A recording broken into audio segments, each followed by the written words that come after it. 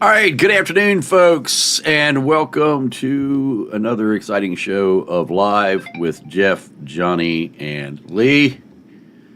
Jeff, how are you, sir? Doing okay, still here. Glad to hear it. Johnny, how are you, sir? I'm alive, thankfully. That's a good thing. Doing well. That is a good thing. We've got a good map to go to here, but before we did that, you actually wanted to go to a map that you had. Yes, I would like to go to this map. Not exactly Florida. That's interesting. But I would like to go to this map. This was released earlier this week, and all of these areas that you see in Belarus here in the red, all of those areas are now going to be closed. It's almost as if they're looking to start staging in those areas, including all the way down across the southern part of Belarus. That's interesting. Weren't we just taking a look down there, Lee, for the last I was going to say, 2 or 3 hadn't weeks? we mentioned that they might do something in all of those areas, and all of our mapping showed where all of these fortifications were being built up in that area? I mean, this is really getting frustrating. Man, I'm tired of being right. If you want to hide troops in a forest, you can't have the civilians coming in there picnicking, you know? Yeah, that sucks. Or you can't have the Chinese in there taking pictures doing You can't have sightseeing. people camping out there and sightseeing. No, you got to close it down. No, Yeah. you can't have that. No, in fact, I just saw Zelensky's talk where he said, look, they're preparing to come at us from the north through this Pripyat Marsh, through the back door. And he said, we're setting up defenses. We're preparing. We're getting ready. This is a real thing, what we've seen and what you've seen. And it's funny, we were talking about this before Zelensky publicly came out and started talking. So, I mean, what we're seeing is real. We're seeing it in real time, and the Ukrainians are seeing it in real time. The people in Europe are seeing it in real time. Well, Poland Lee, surely sees it. You were telling me on the call earlier that Belarus is actually getting ready to move into northern Ukraine.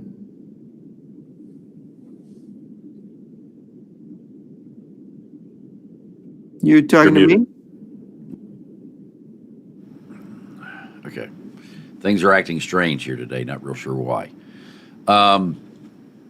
Zelensky has announced that the Ukrainian, how should we say, intelligence forces have identified where the Russians and the Belarusians are setting up to come across the border, and Ukraine is already deploying defensive forces, interestingly enough, in the areas that we pointed out where they should have defensive forces. Just across the border from where we were saying that the Belarusians were building up. So, kind of interesting to me that it's playing out exactly like we said it would play out. And they're continuing to build up, and the Ukrainians are now responding to what we warned them about. The Poles are now responding to what we warned them about, as well as the Lithuanians, Latvians, and Estonians. And, KLW World News has members who watch us from all over the world, but believe it or not, some of them are from Estonia. Some of them are from Ukraine. Some of them are from Poland. All these Baltic areas along the border, we've got members there. So, yeah, people who are on the front want to know what the truth is, and that's why they come to us. And, well, they've been getting that because we told everybody this is exactly what was going to happen. And, well, this is exactly what happened. So, where do you want to go? Let me just say something. How Sure. Ukraine has been, we've looked previously at Ukraine's deployments in this area, and they have very, very few troops. And how they've been defending this area against a possible surprise attack is they've heavily mined the approaches, and they use drones. So they have this, if they come down these narrow access ways through the Pripyat Marsh, they're going to get hit with drones. There's going to be burning vehicles blocking those roads, coming through forested and swampy areas. There's going to be minefields they're going to be caught in. They can't really make good progress. But They've, as Johnny's pointed out, they've stacked up pontoons. They put a cement factory in there to build things to help them bridge their way through this, so that they can cut across rivers and swamps and make their own avenues of approach. And of course, stationed artillery there. And of course, the Russians are known for clearing minefields with artillery strikes. The Germans did that in World War II, where then after they do the artillery strikes, then it's much easier for the teams to go in and pull out the remaining mines. So this is what's been going on down there. They really want to get through. And I should also point out, expect to see something down in Transnistria, expect to see something down coming out of Crimea, because the Russians always conceive, if not originally it was a pincer invasion. We know they've suffered really serious problems in Crimea and with their Baltic Sea fleet, but they're going to try to do at least a feint down in the south. And we know they've been active in Moldova trying to mess with the politics of that country. So look for something there to happen in the near future. Well, I think they've also got some issues going on. Did you see that they're having some kind of governmental problem in Romania now?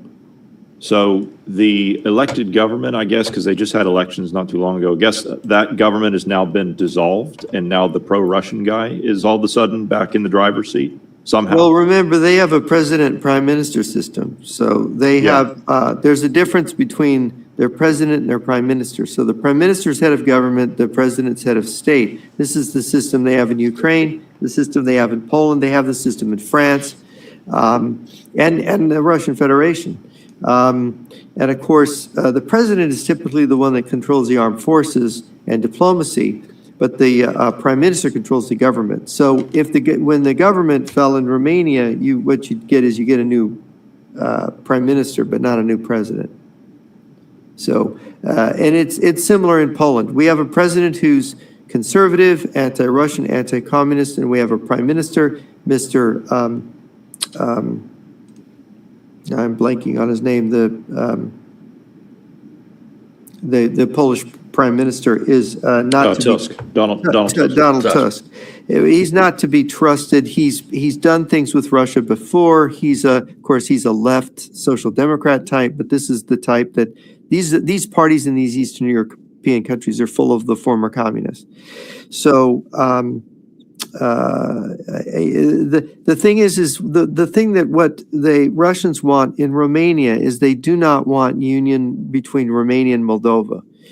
Before 1940, Romania and Moldova were part of one country. They were all Romania.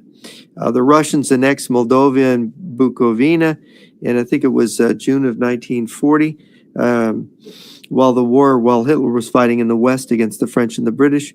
And those have been separated from Romania ever since. But because of the security situation, there has been talk in Romania of reunifying these areas, because then Moldova, if it was reunified to Romania, would instantly be inside of NATO. This is something the Russians do not want. Absolutely not. Yeah, and I think at that point you could deal with that Transnistrian problem. That bogus made-up country that no one really recognized. Along this river that goes into the Black Sea there in Moldova is this enclave where there's actually, I think there's two regiments of Russian troops there in that province. And there's massive underground storage. Lee, you've talked about this massive storage of an arsenal underground in Transnistria. You've said that, I talked to somebody about it yesterday who knows about it, who's worked with some of these governments.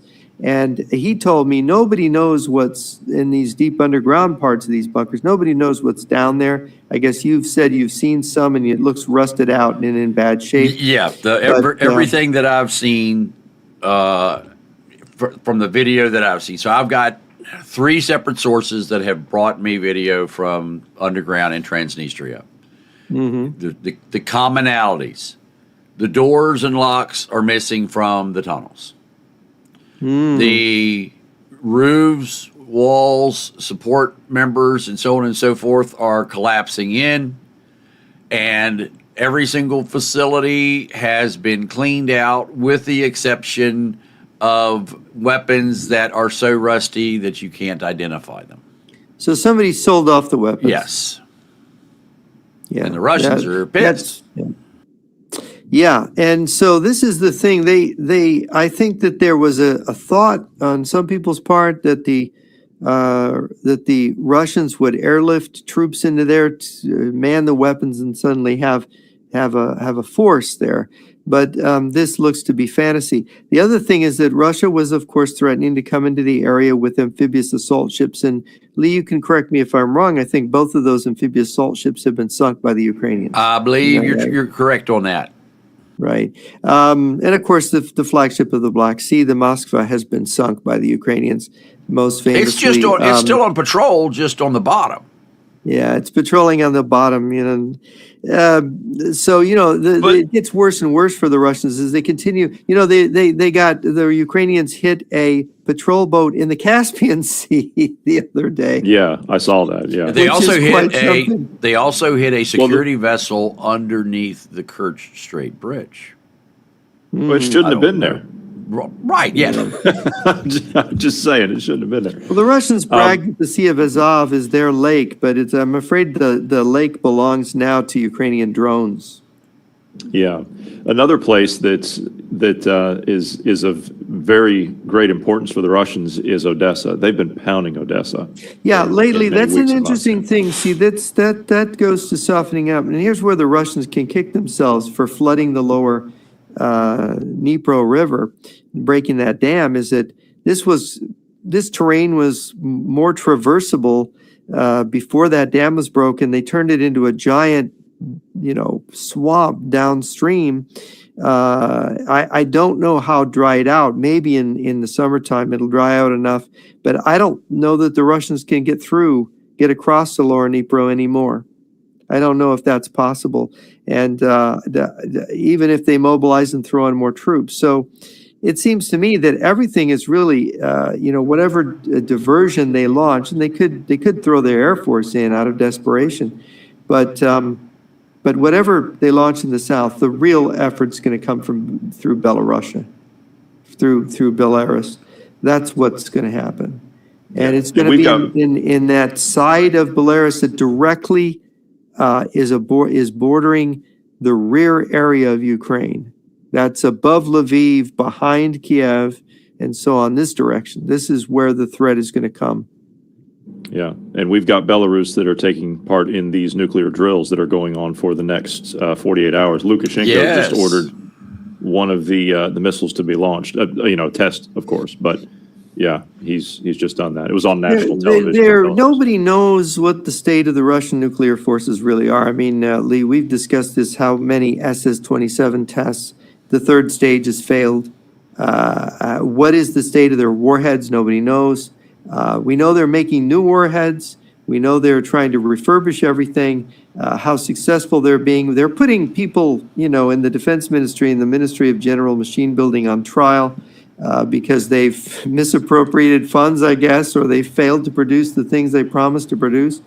The S-400s were supposed to be able to stop a HIMAR, and they couldn't, which surprised everybody. That's an interceptor. Why couldn't it stop a HIMAR? That's a rocket, right? Right. And the S-500 system is supposed to be a true ABM system. We don't know if that works. We really don't know. Yes, we have no proof that a 500 or a 550 even work. That is absolutely So as far true. as to shooting stuff down, now we know that they as a surface-to-air missile system, S-400s and S-300s are respectable. But we don't know as far as shooting down something faster, like a rocket, a missile, cruise missile, anything like that. Or anything that is small and low. Well, drones, certainly they've been wasting those assets trying to stop, defend Moscow. Maybe we can mention the big attack on Moscow that happened. Yeah. More than 1,000 drones were sent. The Russians, I think, claimed to have shot down 500 of them. There were 3 different classes. There was 2 different classes of missile that was sent in these attacks. And of course, I think 3 of Russia's 10 major refineries have been down for repairs. Is that correct? Is that your understanding, Lee? Yes. Right now? And that's big. I mean, that's maybe it's 12% of their production capacity is been affected by 20. the drone strikes. Is it 20%? Is it that high? 20%. Yes. That is big. I mean, that's funny because that's the percentage that we're out through the Middle East, us and our allies. I'd So- like to point out too, there's a source from inside Russia that has said within the last 24 hours that over 400 oil wells themselves within Russia have been forced to be closed down. That would be Not in refineries. southern Russia. That's in the area. I don't know the location. I was not privy to that. But 400 well sites have been closed down. That's interesting. Yeah, the drones, they don't have a solution. I mean, it was interesting. They made Moscow the center of their air defense against drones, and the Ukrainians just Walked directly right assaulted through. it. Yeah, they directly assaulted it. They got through, and this was the biggest drone strike of the whole war from the Ukrainian side. And they're only going to get bigger because the Ukrainians are getting resources from Europe to make more drones. They've got partners in Europe like the Germans. This only gets worse. And of course, with 80% of the Russian casualties killed by drones, it's a figure that I keep hearing of the Russian soldiers that are dying on the front. This is how they can defend the approaches through the Pripyat Marsh is that the Russians advance and they just get hit by drones and they just get slaughtered because you get several hundred drones hitting a column and that column's on fire and those men are dying and you're not getting through and your ammo trucks are blowing up and your gasoline is blowing up or your petrol is blowing up. It's a nightmare. I mean, we all know it's very famous. They struck the Russian Strategic Air Force took hits and lost bombers to drone strikes. This is Rajan a few nights ago, if you haven't seen Oh, this. yes, yeah. They have the burning there. Yep. I have to interject this. I loved the May Day parade in Russia because they wanted a ceasefire between Russia and Ukraine, and Zelensky replied by sending Putin a map of Moscow, and only Red Square was protected.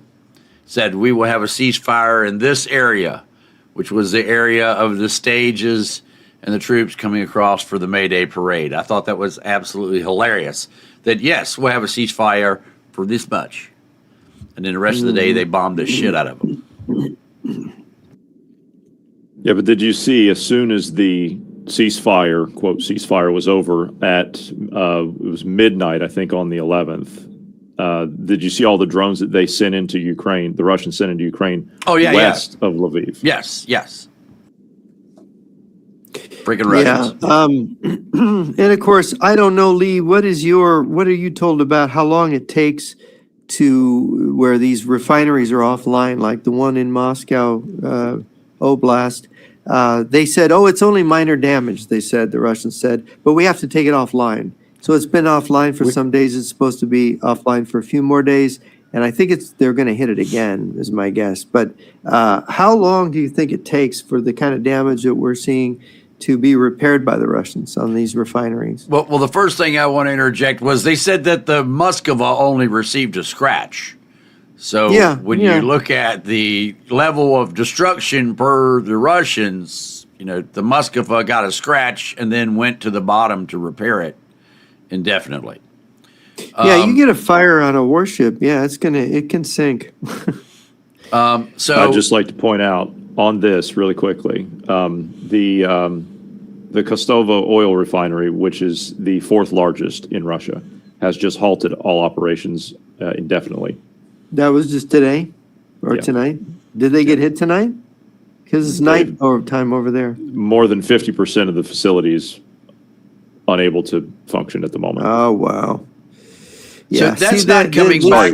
Yeah, I mean, where is this going, Lee? I mean, if it's 20% now, if this is true, I always have some skepticism about this. But if this is true, can they get it up to 30%? Can they cripple the Russian Federation? Well, we're working on it.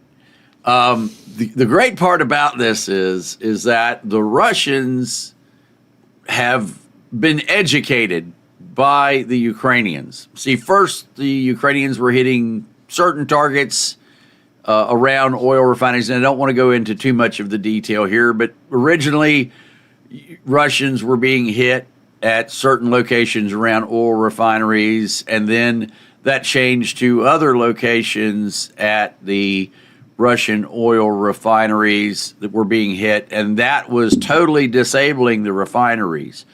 Previously, the refineries were being taken offline for 2 weeks to 2 months to 6 months, depending upon how much damage was done, because the parts that were being hit were replaceable or repairable.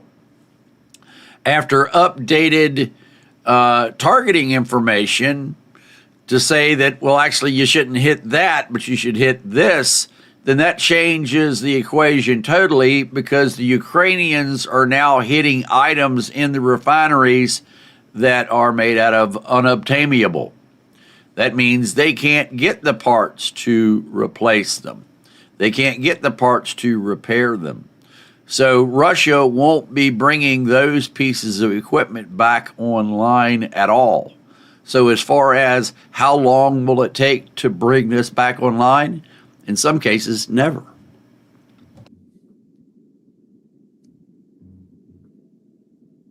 The unit that was hit at the Kostovo refinery that took it offline, that forced this, was the distillation unit itself. And that Ding, unit ding. right there, that unit right there, that accounts for more than 50% of the facility's overall output. Yeah, so, the cracking towers, I guess we can say it, those cracking towers, the Russians can't get their hands on them. So when you blow those to smithereens, that's a real problem. Shall we go to the map? Is there anything else on that, Jeff, you wanted to discuss before we go to that? No, that's good. Okay.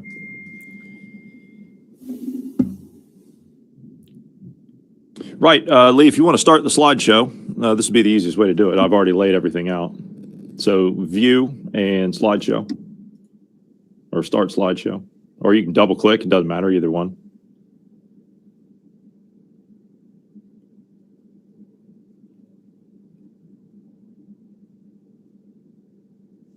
I'm open to suggestions on this one because I don't exactly know what's going on here. It is a very secure facility, and there are people there, as you can see, the cars in the parking lot. But I don't exactly know what they do here. Do you have any suggestions? There's a new facility in the center. I mean, a brand new building. And then they've got some stuff on the south end that's in another 2 or 3 rows of fences that I don't know what this is. I'm open to suggestions.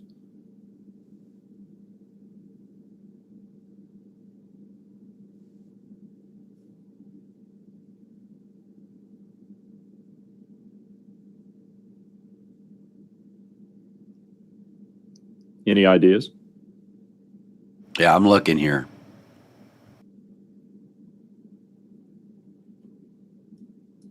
I think it's chemical weapons. Okay, what makes you say that? Well, let me finish looking, but right now it says chemical weapons to me. Could it be biological weapons? Yeah. Chemical biological weapons. It's okay. I'm what says that to because me? You think those are? What says that I'm to me is because this. You think those are, Go ahead. go ahead. This inside. Okay, first off, let's go to the outside. There's one road coming in and one road going out. There are no other roads going into this compound at all. That road going in and out is a small road, and the place is in absolutely the middle of no fucking where. Then, when you come back down here, look at all these fences. Fence, another gate. See here? Then you come in. Well, you're going to come in. This is security to get in. This is a big deal for a security gate. You see that? Yeah. They've got everything in the world in there on you if you are going to come through this gate. Okay? So that's, and you actually don't come through the gate, you come through the building out into the inside, and someone here will pick you up. Okay, so you're not coming through this. All right? Then, when you come in, here you're going to have your internal people, but the spooky stuff is going to be the furthest away. It's going to be the furthest away, and it's going to be the most secure. So let's go over to what's furthest away and most secure. So we come all the way back over here, and that brings us all the way back to this corner. What do we get when we get to this corner? Remember, we're already inside of 4 fences. All right? How many more fences do you need? There's another gate. There's another gate, and there's another gate, which means there are 7 fences between this parking lot and the outside. Now, when we get over here, what do we get? We've got 3 separate handling systems here. I'm not sure how the walkway's through, but to me, it looks like these are 3 separate laboratories that are separated. This is the decontamination positive pressure chamber, and then this is where each one of those units suit up to go into their facilities. And then this is supplies. And then this over here looks like trucks to spray shit in the air as aerosols.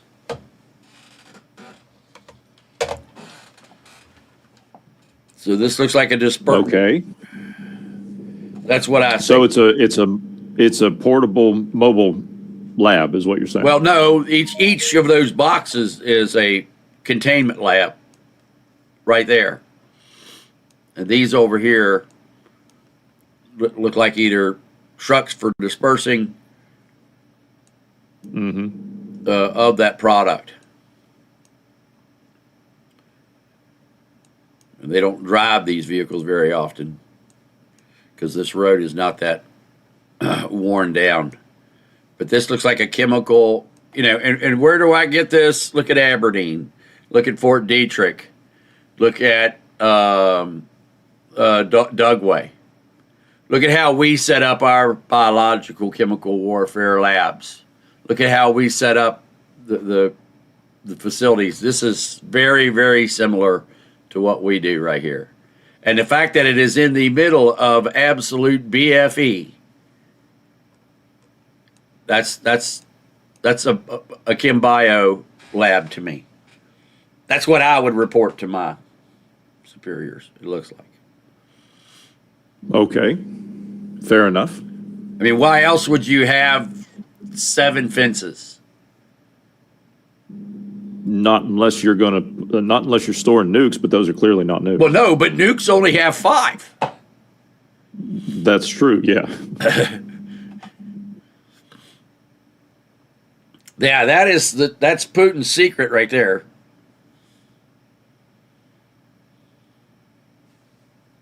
Yeah. Okay. Nukes. Well, that's the first place. Nukes only have 5. This has 7. So that's why I say, and this layout.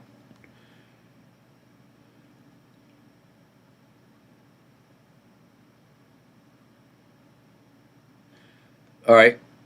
Well, you don't want to be underground in things that are nasty, Lucid Farms. The last thing you want to do is be underground with a bad chemical. You want it out in the middle of nowhere so that if it gets away, it doesn't kill everybody.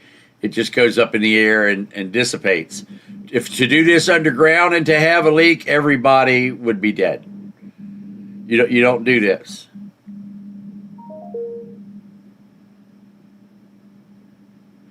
Yeah, you don't want to do this underground because if it gets loose underground, everybody dies. If it gets loose here, it was just the people that were close. All right, where do you want to go now? Next one, right? Here we go. And we're off. Yeah, go to there. The it is. This or this? This is, do you know what this is? This is the largest, no, to the right. This is the largest underground fuel depot I've ever seen. Okay. It's not right on the pin. Look down south. You can see the image kind of changes. Oh, Look at all wow. this. That's massive. Yes, it is.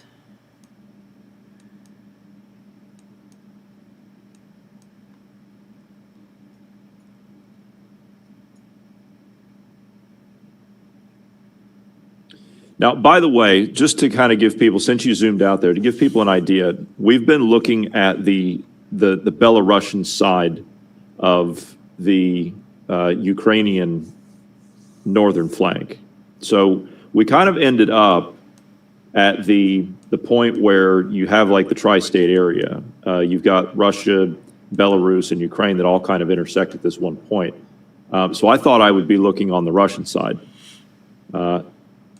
Yeah, I thought I would look at the Russian side and see what they've been doing over there. So that's the region we're at. I forgot to mention that when we started. So this is what's going on the Russian side of the border that's just north of Ukraine. And we're talking, most of these points are not going to be any further, for example, that one, they're not going to be any further than 50 to 100 miles north. Wow. So, All right. anyway, point number three. Point number three.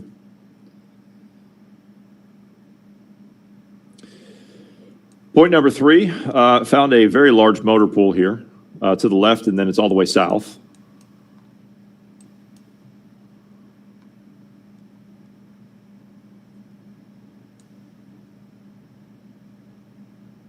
Tanks, trucks, APCs. They got more to the west end of where you're at now.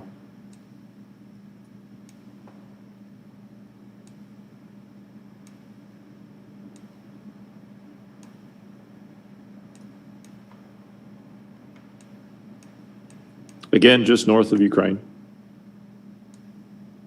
What's the next part of motor pools? It would be on the where your mouse is there, and then yeah, that line up there.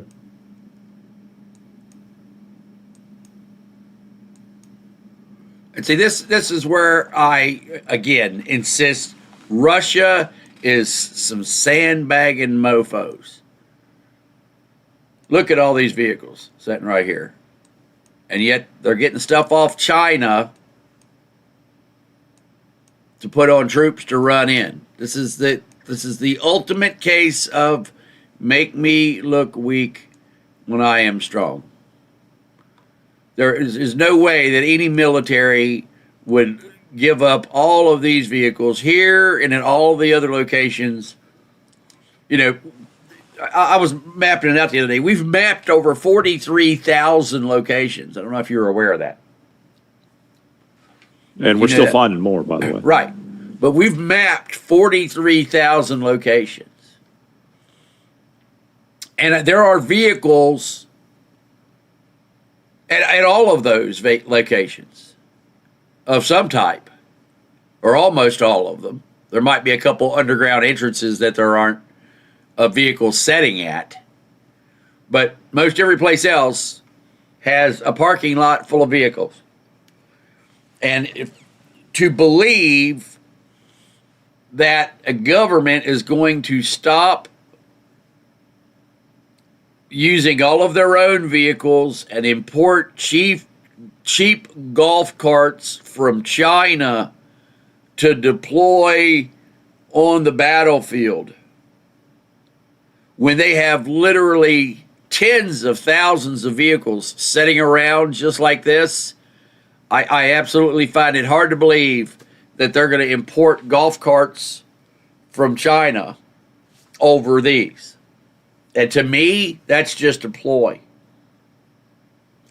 I mean, look at the weapon systems that Russia had when the war with Ukraine started, and look at the weapon systems that Russia has now. Fiber optic drones, more advanced communications, more advanced electronic warfare, more advanced missiles. I think Russia has used all of Ukraine as a learning experience. So has China, and so has North Korea. But to think that they can't get any of these vehicles to work, that they have to get golf carts from China, no.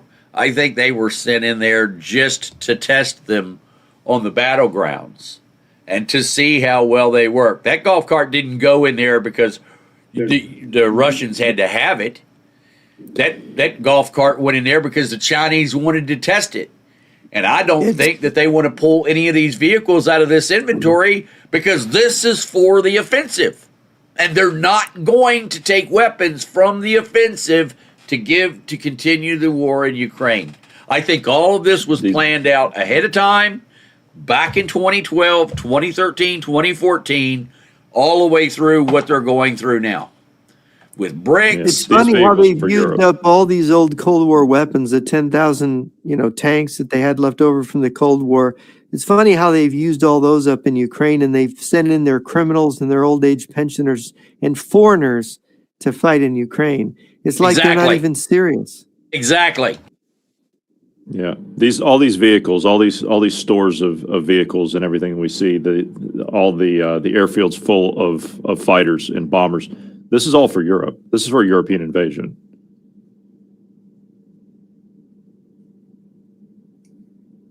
Yeah, this is all of this is for a future invasion. Yeah. Every bit of this. They sent 43 brand new fuel trucks to up next to the border in Finland. 43 brand new fuel trucks. And they ship them over there to the border and park them. Why would you do that? What, you need 43 fuel trucks at an abandoned airport? No, there's amphibious vehicles there. They need them. Right. Well, they've also been expanding that training area up there. They've got multiple areas where they've probably put in new driver courses, but we haven't seen them yet, which, by the way, the next place is actually going to be a driver's course unlike any that I've ever seen before. Right, as well as one of our members just pointed out, it says, what about those BTRs with night vision goggles that were highly modified, was on the stream last year? We've never seen a BTR with night vision goggles, infrared illuminators, and modified like that in Ukraine. How come we have those sitting on the border in Belarus, but there's none in Ukraine? Where does that come from? They're going into Poland. Because they're going into Poland. That's right. Why. Since when? Imagine this. Belarus has better BTRs than Russia? You got to think about that for a second. Belarus has BTRs with infrared illuminators. Belarus has BTRs with thermal weapon sights. Belarus has BTRs with chain guns. I have never seen a BTR in Russia that looks like that. Have you? Have either of you seen a fully equipped BTR in Russia? No. But anybody I hear the bilge pumps are great. Survey said. Nope. No high-end BTRs in Russia. Only in Belarus. So, yeah. So sandbagging. Exactly. This is exactly. Fear. Look, I had a Chinese source, Mr. Wing of Luda Media, claim that the Ukraine war, and this was incredible to me. Hey guys, I got to take a call. Y'all keep going. Y'all keep going. I'll be right back. I'm not sure I could believe this, but he said that that the Chinese were informed by the Russians that the war was going to go on for 5 years, and it was going to be like a giant test, like a giant live fire war game. And they were going to test all their, and the Chinese were invited in to test, to observe and learn. Is that true? Could that be true? If it is, it's devastating. If it's true, that you got a country that would actually do something like this to get ready for World War III. Well, this is kind of what I was saying on our Monday show was we should have been learning. We should have been in there learning about what was going on in these revolutions in what's going on in modern warfare with drones and things like that. The Ukrainians, look how far the Ukrainians have advanced since the start of this thing. The Russians, the Chinese, and the North Koreans to a great extent as well, because they've all been in there when we're actually not. And we referenced the NATO war games that had to be stopped 3 times. They had 4 Ukrainians there. and we couldn't do anything against them. Imagine if there were 30 of them there, or 50, or 100, and we couldn't find 4 guys. Now, it's not to say that we're not capable. It's just that we haven't adapted yet to the level that we need to adapt to. And I think, just my opinion, I think if we had been in Ukraine 3-4 years ago now, if we had been there, then we would not be this far behind. We would be much more prepared than what we are now. Maybe not fully prepared, but we would at least be in the game. But right now, we're seriously lagging behind. And you and I have talked to one person without mentioning who it is. But we both got the same answer. We're doing exactly what we should be doing, but we're just not doing it fast enough. And that's what I can apply to the NATO war games. We're doing what we should be doing, but we're not doing it fast enough. Yeah, and of course, if this has been a live fire exercise, it was interesting. General Grachev, who became the defense minister under Boris Yeltsin right after the fall of the Soviet Union, he made this weird public statement that Mozdok, which was the command center for the North Caucasus military district, was going to be the site of a giant World War III exercise. Well, what happens next? The first Chechen war breaks out. And you think, was that a live fire exercise like Ukraine? Only they make it, then they have the second Chechen war, and then they're testing their weapons, and now they have the ultimate test, and they're expending the people in their country, the criminals, the lowlives, people in ethnic groups they don't appreciate in Russia. Is this what they're doing? They're killing off those people because they don't care, and they are essentially learning. It's a giant learning experience. One has to wonder what is really this is about, because the whole world's scratching its head. Russia's 3 times as big as Ukraine, and you mean the Ukrainians can't be defeated? Is that for real? It's too fantastic, but you have to entertain this thought, at least when you're looking at some of the stuff that we're looking at with this really equipment. It's like, why isn't this equipment being used in Ukraine? Yeah, this has been a giant field exercise. This has been a giant field exercise for the Russians to do exactly what you said. Ethnic cleansing of Russians that are undesirables by Putin. Destruction, taking prisoners, taking the fighting men of fighting age from countries that Russia wants to invade and control, and bringing those fighting men into Russia, sending them to Ukraine, not arming them, getting them killed on the front line, and not paying their families. People don't realize the hundreds and hundreds and hundreds of thousands of men that the Russians have brought in to fight in Ukraine that aren't Russian. So you've got Russian prisoners. You've got Russian lowlives, or people that Russians think are subhuman to them, because you got to remember, everyone is a subhuman to a Russian. That's just the way that the Russians look at it. Russians own the world. It's the Russian world. They think they are supposed to rule the world. The rest of us are just parasites on it. So the Russians have taken their undesirables, their prisoners, the people they don't want. They have sent them into Ukraine with the materials that are no good, with the weapons that are no good, just to basically sabotage and take as much of Ukraine as they can, and they used trash to get it. That's the point. They used trash. No new trucks, no new tanks, no new weapon systems. They went in with trash, T-72s and stuff like that. So now all of those people, or most all of those people, are gone. They've brought in the Africans, they've brought in the Koreans, they brought in Chinese. I mean, look at last year's May Day parade. You want to talk about this, Jeff? Look at last year's May Day parade. How many countries were represented in last year's May Day parade? You know the answer to that, Jeff? No, I don't know the exact answer, but I know there was quite a few. I mean, if you look at all the dignitaries of last year's parade, there were like 20 dignitaries. And the reason those dignitaries were there was because their troops were marching in the parade. Go back and watch last year's May Day parade. Look at all the dignitaries that were there. Why were they there? Well, basically all the BRICS nations. So basically all the BRICS nations. What was that? All the communist bloc countries were there. You know, even the former ones were there. Right, and they had the South African nations that were there. There were, I think, 4 or 5 or 6 of those represented, plus North Korea. So I mean, it was Lula was there. Brazil was there. Yeah, and they had. I don't know that they had troops there though. They didn't have troops. No. But I'm just saying all of the dignitaries, from those countries, not every dignitary had troops marching, but every country that had troops marching had their dignitary there.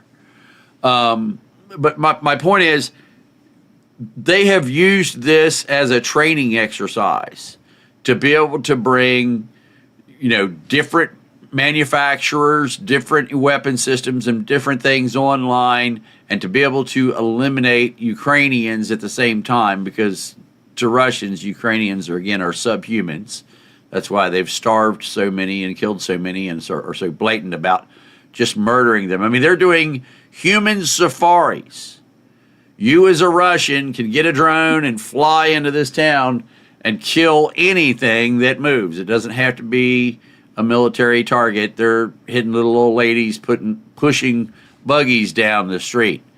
Dogs, anything. It doesn't matter. The Russians are just killing anything. It's just mass killings on carte blanche.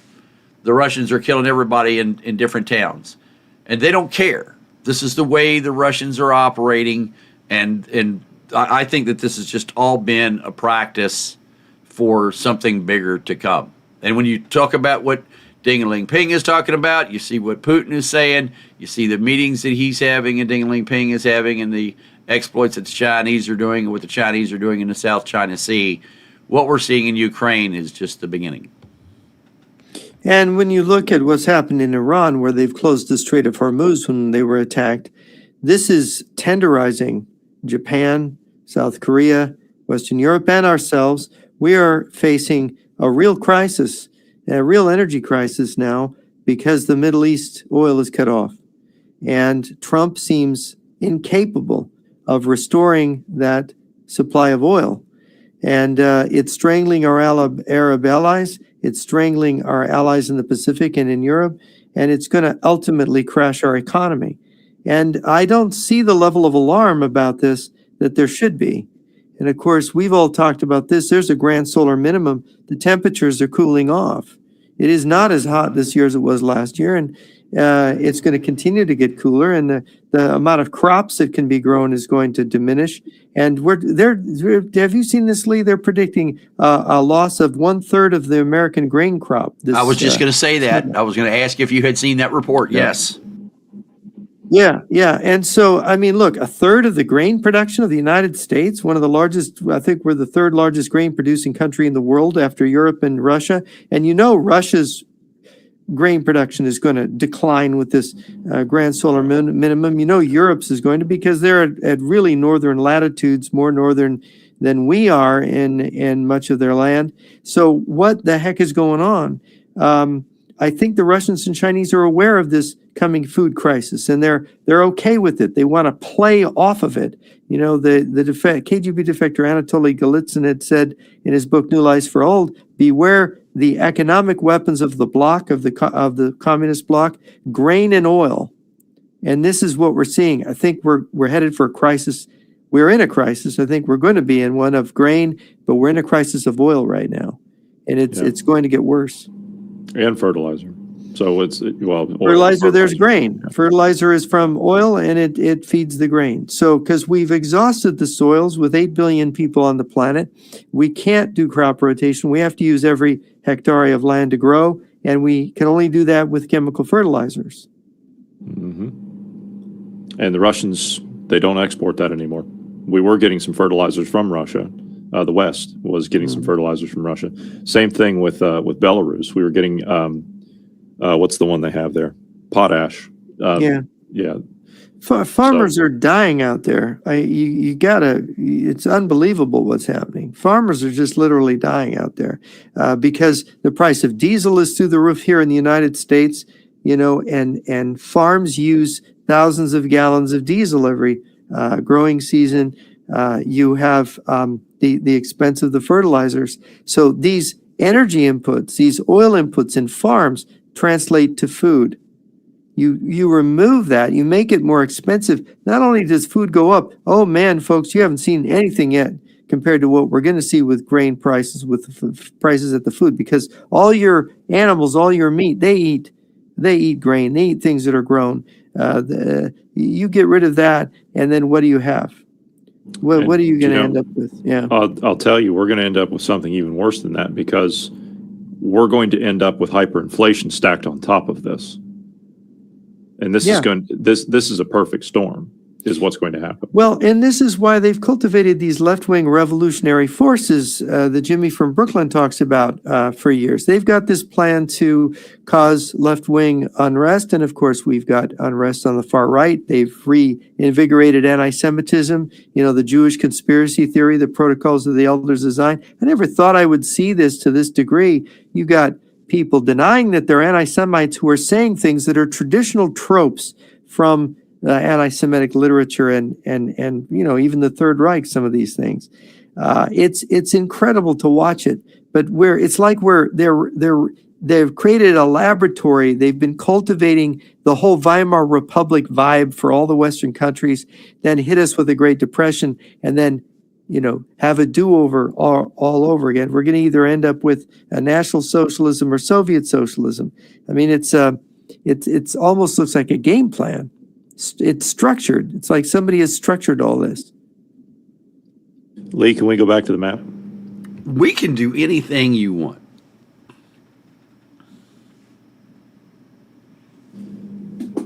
Right, next point, please. That was a long tangent. That's all right. People like getting the truth, the whole truth, and nothing but the truth, which is what we're all about. So, that's true. This is supposed to be an hour or so long program, but I don't care if you tangent the rest of the day. So you guys take as long as you want and talk about it as in depth as you want. That's this is the beauty, and I hate. This is the beauty that I think a lot of people in the world don't appreciate about KLW World News and other independent news organizations. We can actually go in depth and in detail on the stuff that freaking matters, and there's not somebody back in the control room going, you can't talk about that. We can bring it into, we can talk about anything as long as it's real here. So I appreciate you guys digging into it as deeply as you do. And I'm sure the audience does as well. We're an inch wide and a mile deep here. That's how it goes. The other guys are a mile wide and an inch deep. Yes. Right. So this is a driver training course. Obviously, you can see it marked out there. But I've never seen one like this. Have you? Do you know what this is? Okay, tell me, because what this is. Legitimately, I'm curious. This is a motorcycle course. What? Yeah. Okay, all right. So the small figure eight, I see it now. Yeah, the small figure eight. So is this for training a motorcycle battalion? Yes. Yeah, and you know what the Russians have been see how thin the lines are? What's that? See how the loop up here? And then they've got, when they come around here, they come out, it's one line. It's not two-laned roads. You see that? And then these are ruts. And see here, it comes around here. It's not dual laned. They just ride on it. See how it goes wider here? The track is actually wider here than it is here.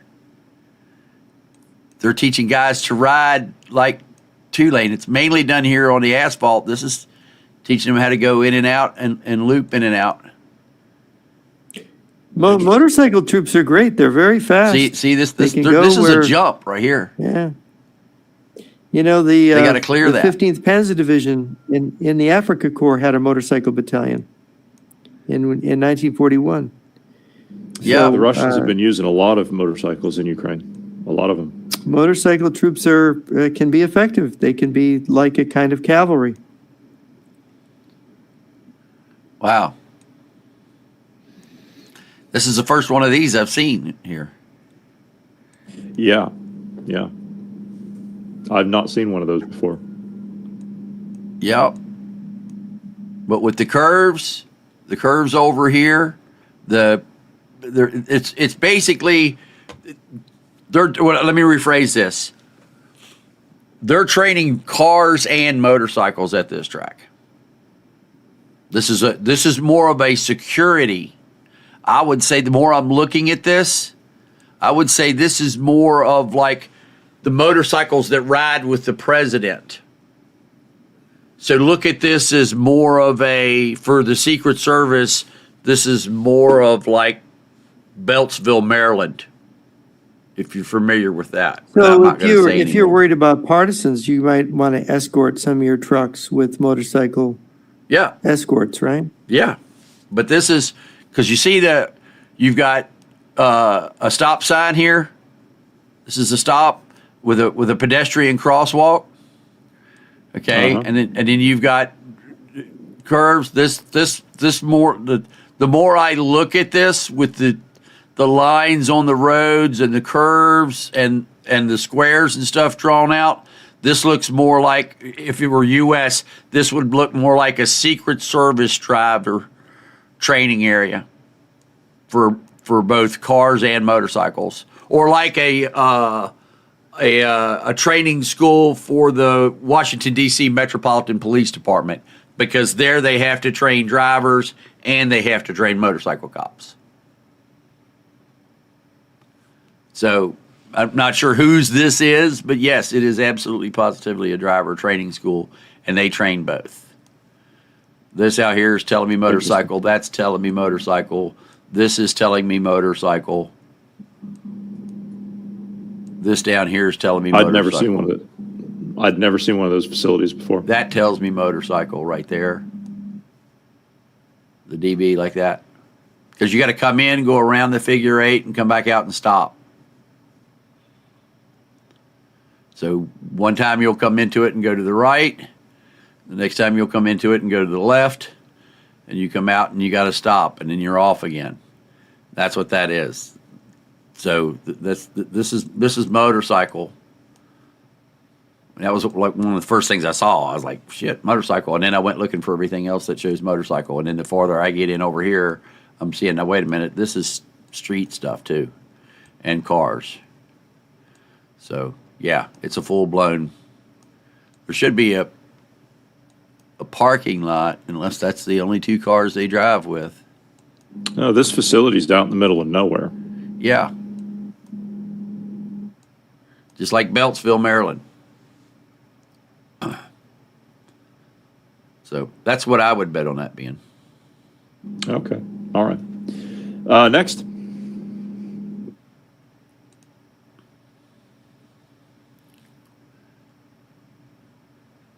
Got our first underground infrastructure. Oh, nice. Mm-hmm. This is With right towers. next. This is hugged up against the Belarusian border and the Ukrainian border in the tri-state area.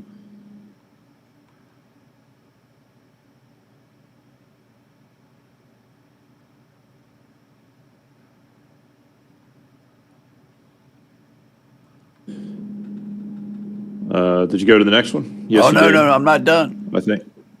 Oh, you're not done. No, I'm not done. So we have a tower here too. See here? That's a water tower. Yes. Okay. So that You got means 2 water towers actually. Well, yeah, but I'm saying this is a water tower. It's an underground facility. So this tells me 2 things. One, it's a lot bigger than you think because it has a freaking water tower. And 2, they've got a well. So this is this is fire suppression. And this other one over here is probably fire suppression too. Yep. So they've got 2 tall ones for fire suppression and water supply that they're keeping topped off with a well. This is a big facility because you wouldn't have all this right there with that water tank if this wasn't substantial. And they've got 2 water tanks. So you can bet that this facility probably covers all of this area right in here. And these are just the entrances. Basically, these are emergency exits on the outside of a mall. Mm-hmm. Okay, that's a good way to look at that. These are emergency exits on the outside of a mall building. Imagine there's a mall under there, and these are the emergency exits for it. And then you got this big place here.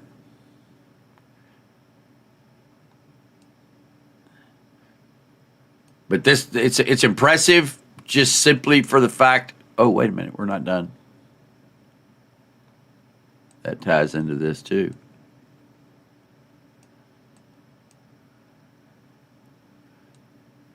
There's probably more out in the wooded area. I need newer imagery. I need to get this GPS coordinate and make a request. Hey, you know who I'm talking to. I need new imagery of that. Sorry about that. I just wanted to make sure you heard me. Okay, so yeah. Interesting.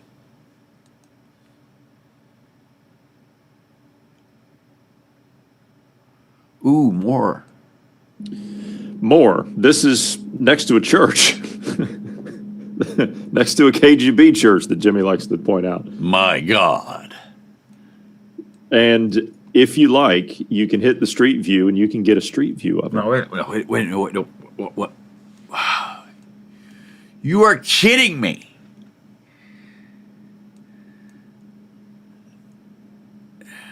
Wow. Yeah, I want a street view. I'm sorry, I gotta. First, I want to see the church. Oh yeah, I had to look myself. You want to see the church? Yeah. Well, you got to go in there and confess your sins, because you know those are real priests in there, right, Jeff? Yeah. You're muted, Jeff. Yeah, they're real priests with KGB ID. Yeah. If they accidentally blew themselves up in a caper, you'd find their splattered bodies. You'd find their KGB ID out there, blown out somewhere. And being in Belarus, it's literally the KGB. Yeah, they still call it. They didn't change the name of it's still the Committee for State Security. Of course, in Russia now, it's the Ministry of State Security. So they've returned it as a ministry. But we won't hear them refer it to that. They refer it to the branch names, SVR and FSB. Mm-hmm.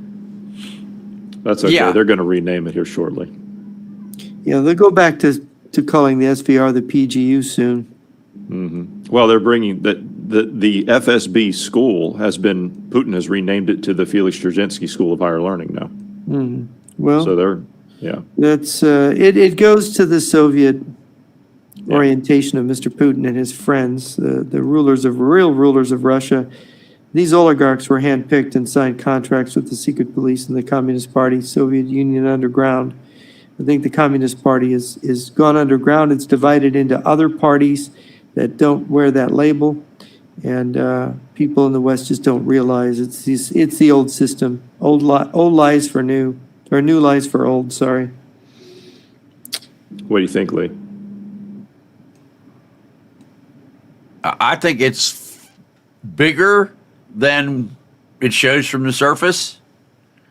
1, 2, 3, 4, 5, 6, 7, 8 vent pipes in this one spot alone. Not counting these, that's a massive vent. And then you got another one over here. These over here are for venting from like a piece of equipment. I think these are exhaust vents from generators. I don't think these are air vents. So I think this is like if they want to run a generator or something underground and get it up out, I think that's what these three here are. These three here have the tin top on top of it so that the air can come up and rain can't come back down. These here are more, if you look at a laboratory that has the exhaust vents that might be putting out something that's toxic or something of that nature, that exhaust is pushed up higher to get it to dissipate. So what comes out of these is not pleasant. Hell, it could be septic. You see what I'm saying? This is positive pressure to vent septic out. But then you've got a totally separate bunker back there. You've got security inside. I love the sign, "Do not enter." And then everything is solid. The wall is absolutely solid, and there is no crack really in the gate. Everything is, and it's dark blue. It's, yeah. For being in the middle of nowhere. And there's a row of wire, 3 rows of wire around the top facing in. Yeah, I haven't gotten into that yet. I was just looking at all the different. Once you get down there a little bit further, then you'll see it.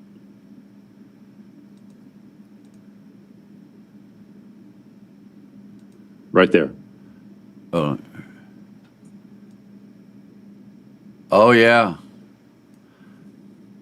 Holy mackerel.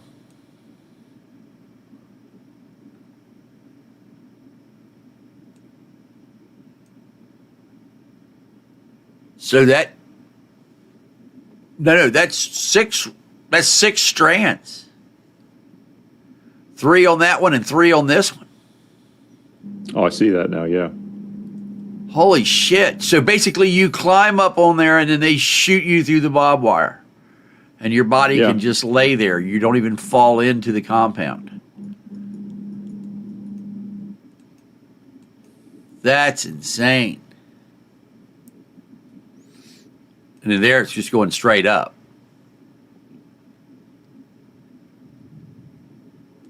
And look how high that mound is. And I don't know if you saw on the other side, there's a staircase going up the side of it. Yes, and there's a staircase going down into one of the other. There's 3 bunkers in there, and there's a staircase going down into one of them when you look at it from the top-down view, because you can't get with this view, you can't get behind it. Right, but that thing's massive, and these are escapes here. That's you can come up out of those. That vent. You can climb out of that if you had to. Come out the top. All right, let's go to the next one here.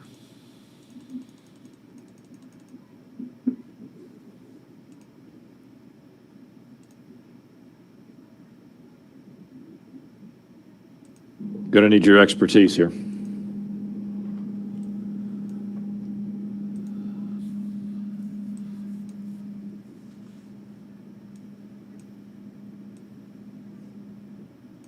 Command and control. It's a big one.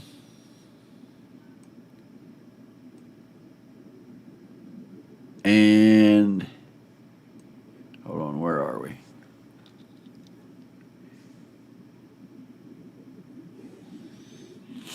All right.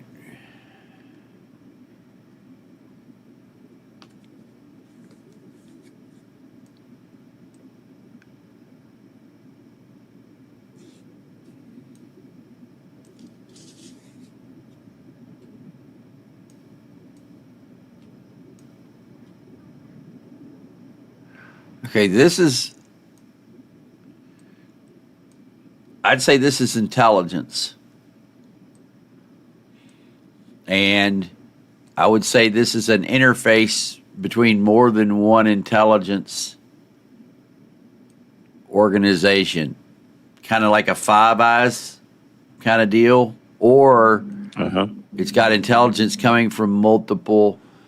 Okay, so it's all Russian. Okay? And the reason that I say that it's all Russian or Eastern European is when we look at all of the dishes right here, okay?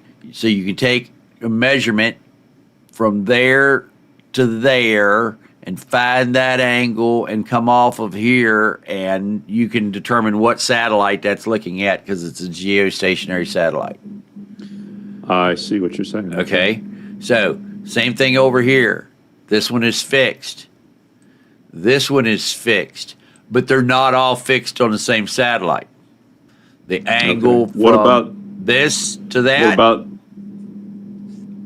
Well, I was going to ask about the big one that's in the back in the center. Well, we'll get to that one in a minute. But the Okay. angle from this to this, the angle from that to that, and the angle from that to that do not match each other. I see. Okay, so since this one is different than that one and different than this one, this means that all three of these satellite dishes are looking at different satellites. So and it's fixed. So whatever this is monitoring is something specifically for this region. It's military, of course, because of every single vehicle in here is camouflage or drab green or something of that nature. You got a couple official vehicles, that's these guys, and this covert side of that is here. But this is an intelligence monitoring relay absorption point for the military. I see. I don't want to say look at the NSA facility on the Potomac across from Alexandria, because that is way more advanced than this, but this is its redheaded stepchild version of that. But and it's different. You see how the buildings are tied together and they're not? Okay? So these guys work together Yep. because they have a corridor that's permanent between the buildings. You see what I'm saying? Yes. Yeah. These guys don't, which means that this unit and this unit don't work together nearly as much as this unit. Okay. So I would think that these guys are the guys doing it. These guys are the ones overseeing it, and this is the boss of the whole mamma jamma and the one with the new roof.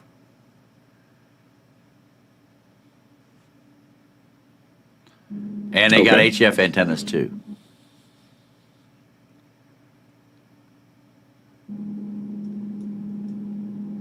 All right. Right. Next point.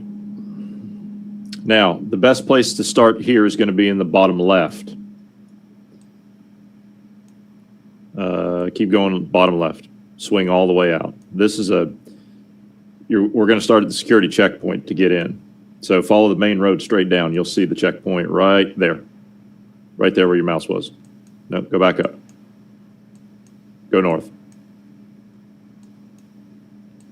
Keep going north.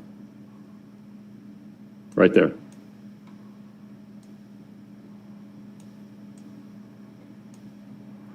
Oh, that's serious. Yeah, it's serious, all right. It has a bar and a gate and another gate. So this whole area I thought was a town. We don't have this marked, by the way. I thought this was a town. It's not. If we look at the rail lines that are to the east of this, that are coming into this, this whole thing is a military installation. It was a hell of a one at one time. This was the parking area. Yeah, and I think I know why you've got those gates. They have this listed as a garden plot. Obviously, this is not a garden plot. But take a look at the rail lines to get in.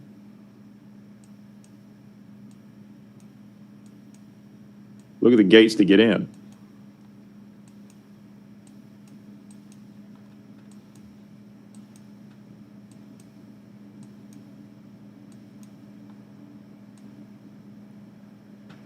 Right there is where it starts.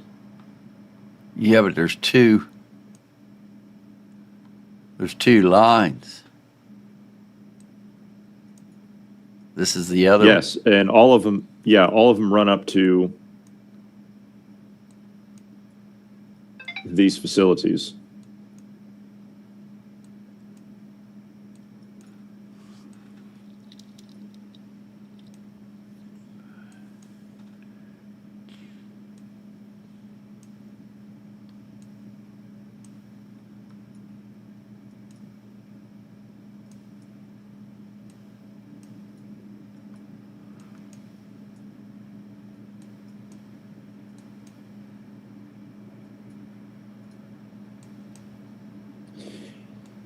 FYI, if you hit your history button, you can get newer imagery.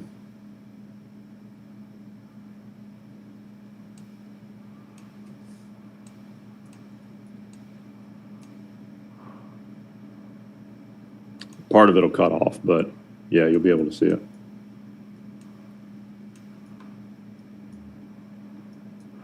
I'm trying to figure out what these white things are all over around here. I don't know. I haven't been able to figure that out.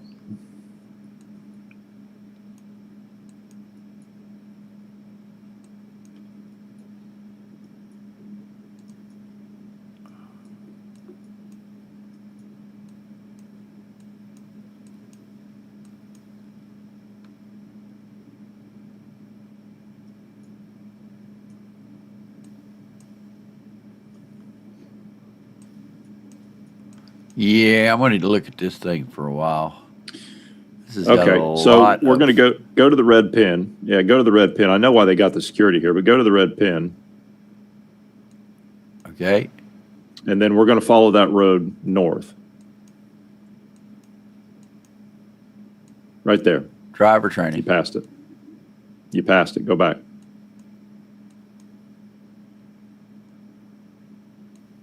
Right there. Wow. Yeah. That's not standard military base gate. No, and I think I know why. Okay. So if you continue on and you go, you saw the drive.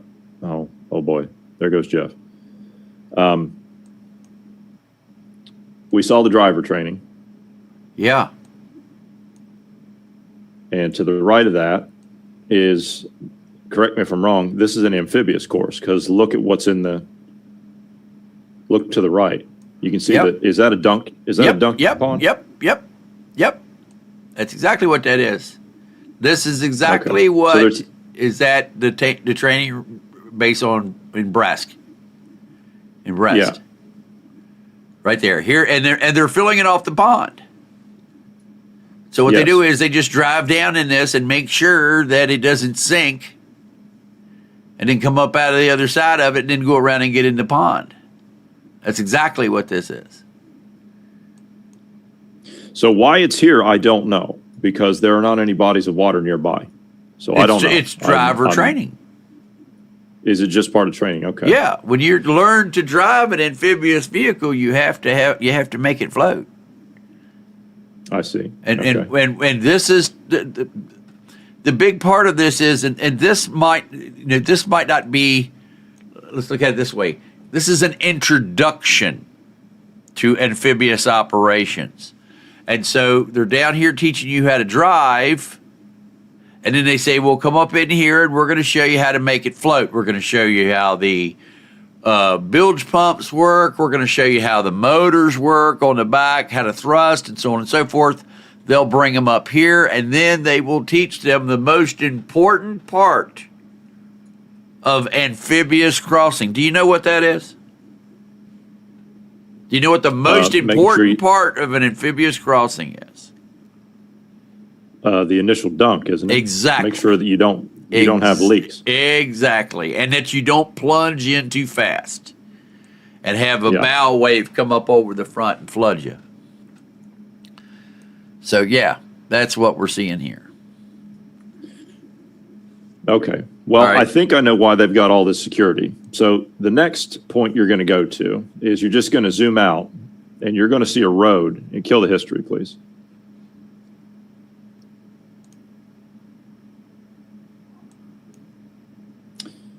So you're just going to zoom out, and you're going to follow that road that goes to the east, and it's going to turn north. Say it again? You're going to follow that road to the east, and it's going to turn north. Okay. So go east. Yeah, follow that up. And then it's going to turn east again.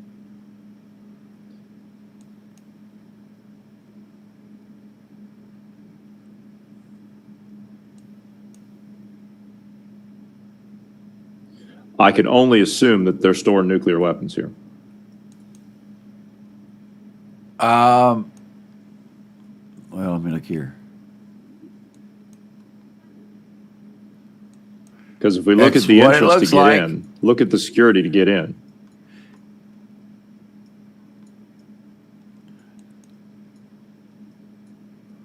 Oh, yeah. They'll strip search you going through there. Yeah, and this is a busy place. I mean, if we look at the main complex, if you go back to the left a little bit, there's a lot of cars in the parking lot. Yeah.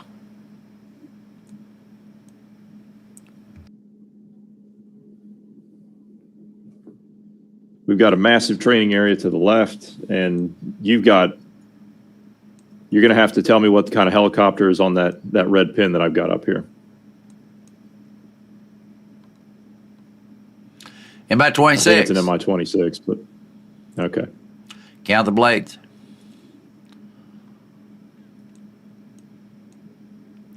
That is a big missile building. Yeah, My God. that's why I said I think they're storing nukes up here. I agree. See, look at the curve to go around through the buildings. Yeah, Look at that.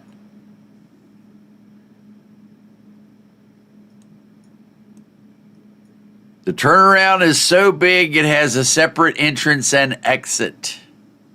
Not even on the same side of the lot. Yeah, that's the biggest mobile missiles they've got. Everything is saying that with the curves. Okay, we know what's there. What's next? let me see. That was the amphibious course. Yeah, just keep That's clicking through. I think we're the, going to go to 12. Yeah. And here we are out in the middle This is of going to run us all the PFE. way out. Yep. This is going to run us out in the middle of nowhere, but this is a massive motor pool that I found. Where is this? It's out in the middle of freaking nowhere. I was out here looking around for something else. It's out in the middle See, of this Siberia somewhere. again, this is Russian sandbagging at its best.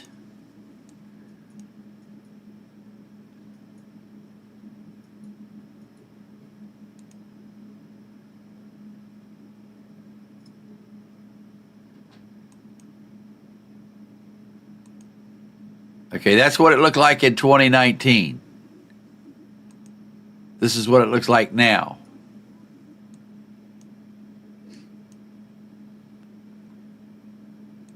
So they have pulled some things Oh, out. yeah, they've pulled a lot of stuff out of it, but the fact that all of this is still setting out here.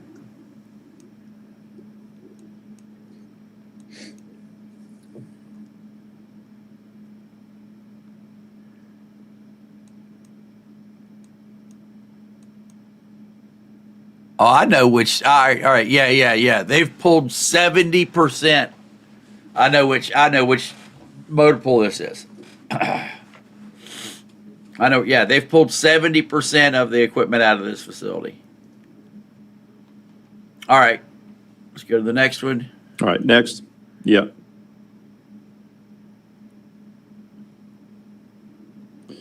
This is a border outpost on the Russian side of the border of Ukraine.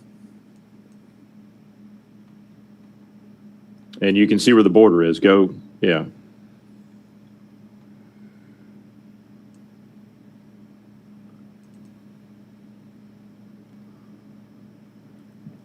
Okay.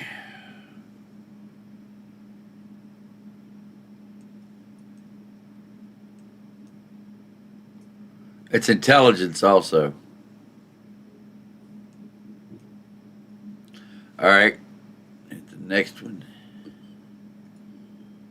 Next one, we're going to be going into Belarus. You can actually ignore this one because I meant to remove this one, but I think those are just a bunch of stolen cars. Or staged cars. Staged cars? Yeah, because if you want to go in as a civilian, Oh, I see what you're saying. That's a good point. I actually used to, never mind. But yes, staged cars. I see what you're saying, yeah. And that's a perfect place for them because that's not a junkyard. No. Every single one of them is intact. There's no hoods up. There's Yeah. no hoods missing. No. There's no parts. No, There's no carcasses. nope, nope. And they're just off the road. You can't see them from Right. the road, the main road. And they're on the side of the road. Not normal They are, parking yeah. for a junkyard. Yeah, staged cars. There are places that there are buildings full of staged cars. Mm-hmm. That's a hell of a bunker. Again, That with is a hell of a fire bunker. suppression, Yep. water tank, dual entrances.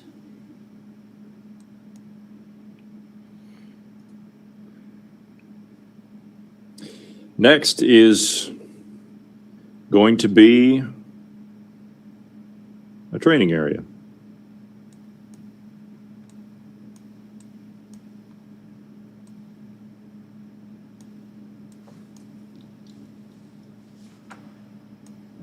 They've been pretty busy. Yes, sir. They got vehicles down there. They got trucks and all kinds of other stuff. They've got barracks that are there. They got people on site. Oh, yeah. There's no grass growing anywhere under their feet either. Nope. You See go how across nice the and main grassy road all there, you can this see is? the figure 8 on the other side. And this ain't, say what? I said you go across the road, the main road there, you can see the figure 8 on the other side Okay. to the north. Right there, yeah. Yeah, they've been busy. All right, next one. Next one, we're going to go over to the Polish border. We've been over here before, but I found this. This is not. They've kind of hidden this a little bit. Take a look to the right of this. You mean at this thing here, which is the first key Yeah. indicator? Yeah, that. And look what they've put. You know that defensive line that they like to cut? Look at the gates they've got coming right out of there. Right Wow. there. And that goes straight over to the Bug River. That is on the border. Yeah, that's literally on the border. That's not good. That goes right here. It's right there to Poland.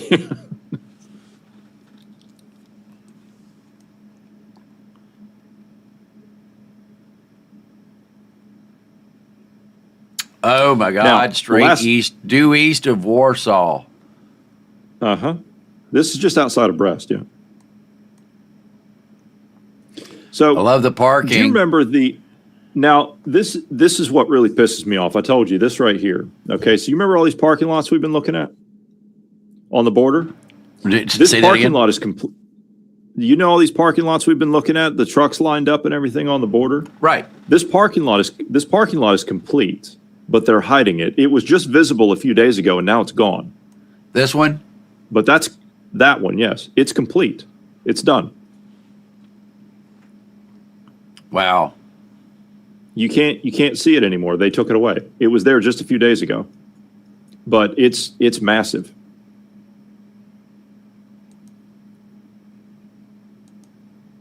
Yeah, that's not good. It is this is the largest parking lot on the Polish-Belarusian border that I've ever seen.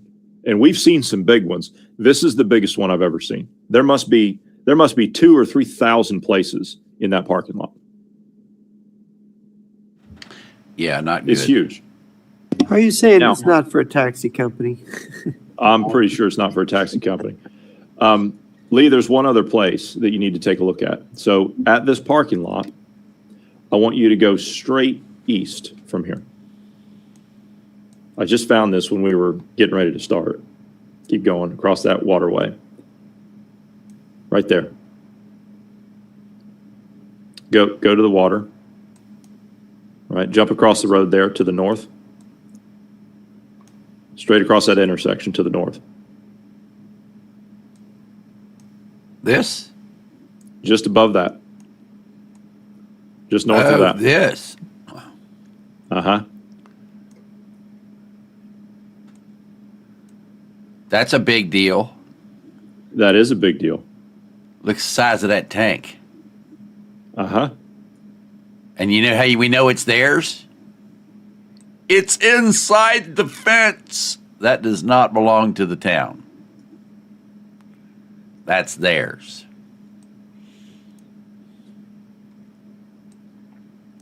Oh, look, water for cooling. Mm-hmm. That's a big facility. Lots of underground, too, especially this. This is...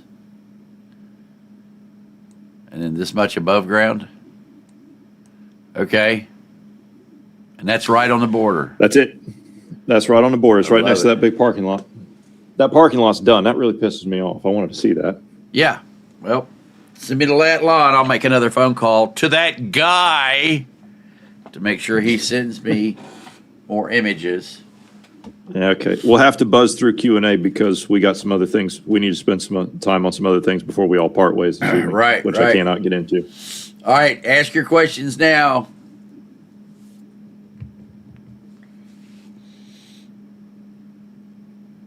What do you think, Jeff? I know you got thoughts on it. Well, yeah, there's something funny about the way all this war and the way they're building up and talking.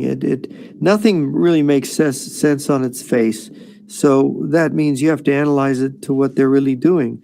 And everybody wants to say, Russia's weaker than China. Putin comes pattering up to Xi, and they put him in a little chair and his feet don't reach the floor. And, they make these jokes. But the reality is Russia's really a powerful country. And so this is what doesn't make sense. We know they've made mistakes, but were this part of an exercise? And what does that mean? What's in store for Ukraine now that we're getting to the end of the 5 years? Is my Chinese source that said that it was to be a 5-year exercise? Does that mean in the next year this war ends and they just put an end to it? Is that what's going to happen? I don't know. No. The mobilization's coming in Russia. Yeah, It's coming. mobilization. Yeah, that's the thing. They're denying. Of course, they always lie. But we see the signs. We've got sources in Russia saying, look, and we've got, 120, 30 new border settlements. They're building like crazy, all these things. There's these weapons they don't even use in Ukraine that are more tricked out, that are sitting on the border of NATO or on the northern border of Ukraine. Like, well, World War III begins when they finally just decide, all right, now we're done playing. The cat is done playing with the mouse. We're going to get rid of Ukraine. I mean, is that what we're looking at? They're not doing nuclear tests, nuclear drills for no reason. Yeah, no, that's right. They're trying to get this. This is the thing that Colonel Lunev pointed to me. He said, look, they've kept the military structures for full mobilization. They've kept the number of generals and admirals they need for full mobilization. They've kept their nuclear forces up. He believed they were always, it was number one. The nuclear forces were to be the number one priority. And the conventional forces, he said, could be reconstituted by a mobilization at any time. All they have to do is mobilize. And of course, preparing women to take men's jobs. What is that? Why didn't they do that before the special military operation? They're doing it now. What does that mean? That's the tell right there. Yeah, right. Yeah. And of course, we know that China is been working its way up towards full mobilization. We see Iran, we see Venezuela in full mobilization. We know that Cuba is experiencing things. I would be very wary as an American policymaker to accept this notion of Russian weakness. I mean, it could be that they bungled and they're terribly weak, but we had General Ben Hodges on, and I had a bunch of questions for him. And he was very interesting, and he was interested in the questions, but he admitted we don't have answers to some of this stuff, and there's things that don't make sense. And I always pay attention to the part that doesn't fit. It's like, wait a minute, are we being tricked here? What are we missing? Because there's a huge distance between what we see on Russian TV, the rhetoric and the way they've stuck to this war, and what a normal country ought to do experiencing quote unquote defeat. So it's everything here is not as you would think. And that's a red flag. Absolutely. All right, let's get into the questions here, and it's questions only, folks. And also, all you guys making comments about Trump, this show is not about Trump, so take your Trump derangement syndrome somewhere else. We're talking about what's going on in Belarus and Russia and Ukraine. So if you can't comment on anything other than Trump, you don't need to be here. So the first one is, why don't they just hide all of their military assets? My answer to that is, they don't own enough garage space to hide all of their military assets. The Russian policy is everything that can be under a roof is under a roof, and the only time you see things outside is you have run out of space under a roof. What say you, gentlemen? The Russians are not exactly the best roof builders in the world either. So they're no, they try to conceal as much as they can. And I spend, as you guys know, I spend a goodly percentage of time looking through the stuff that they've got. And it's sometimes when you're looking for something specific, missile systems and things, they do a pretty good job of trying to conceal a lot of that stuff. So, but there are other things they just can't do it. Maskirovka is a major concept in Russian military strategy. It's a very old concept. It's not exactly camouflage, but it's more than that. And it involves various deception and concealment, psychological camouflage, as well as physical camouflage. So they use all these tools of misdirection and, of course, propaganda to mislead about the actual capabilities of their forces and the actual meaning of deployment. Because one of the things about military deployments and numbers and sizes is that certain military preparations or force structures indicate an intention to attack. And you've got offensive postures, you've got offensive weapons versus defensive weapons. When you see how offensive their forces are oriented in a lot of their doctrine and a lot of their the kind of weapons they make, you're taken aback and you think, this country has not changed since the very beginning of the Soviet Union, where the Russian military theory developed towards offensive operations, mainly centered on, and that hasn't changed. All right, let's see here. The next question is, what is this? What are they building at this location? Well, this is a giant feedlot.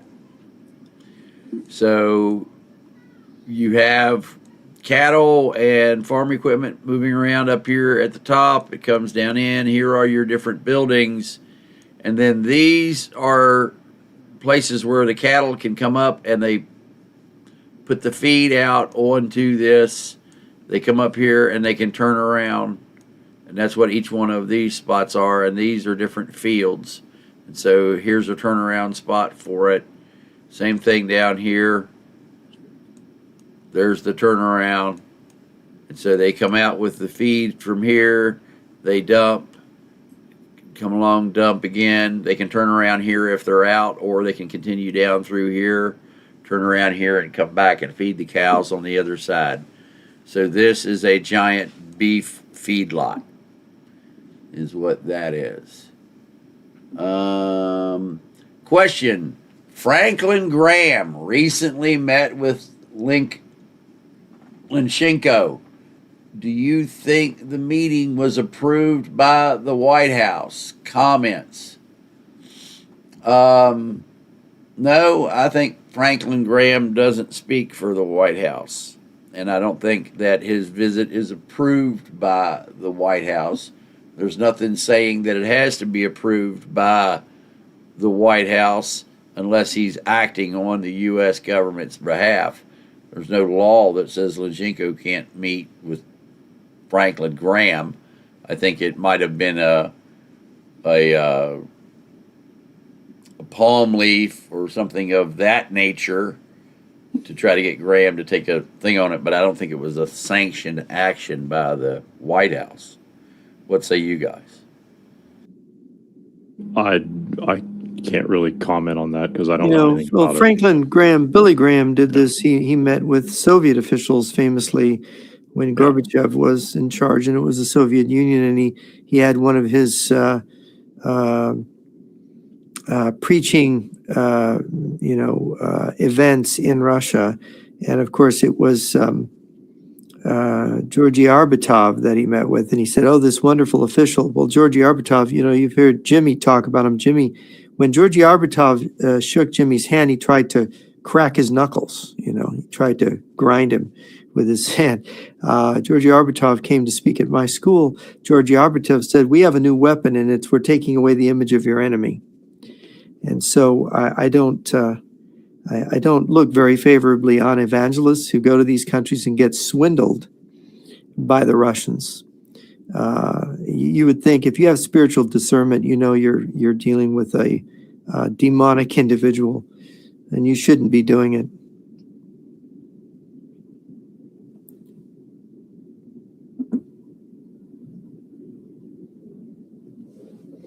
Okay.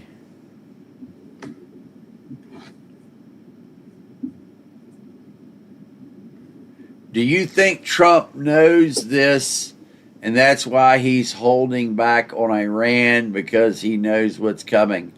I'll be honest with you, I don't think Trump has a fucking clue as to what's going on in their geopolitical realm. I think Trump has his own idea of what the world is and the way it should be, and what everybody else says is just an opinion. So no, I don't think he has a clue. I think that Trump is in the dark a lot with the people he have working under him.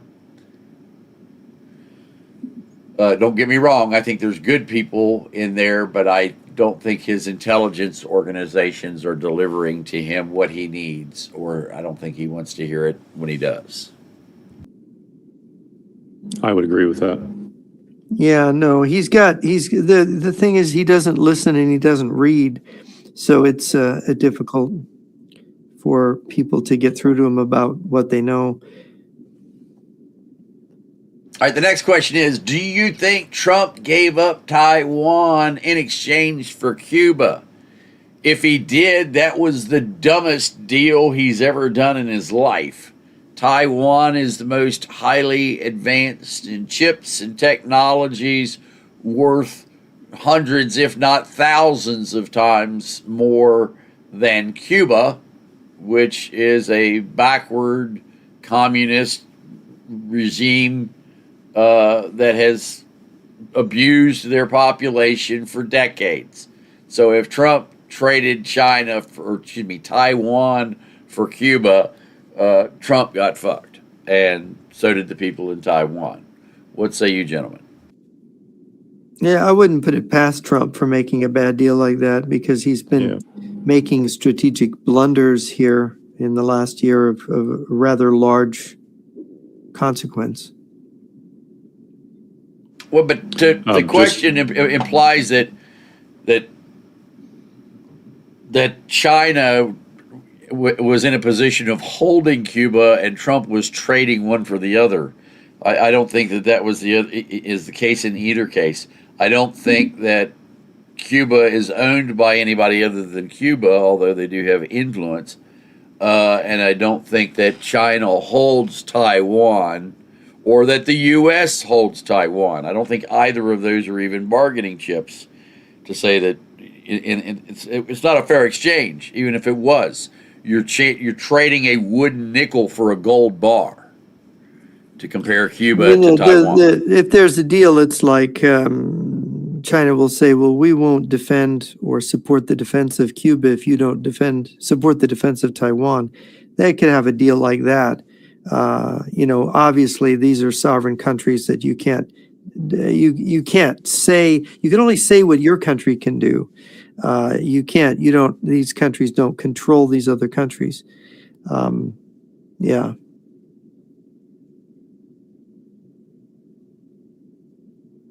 All right. Let's see. Trump just made a statement. We're going to send an additional 5,000 troops to Poland. So he's not gonna pull the 4,000 troops out? No, we're going to reinforce with 5,000. Well, that's good.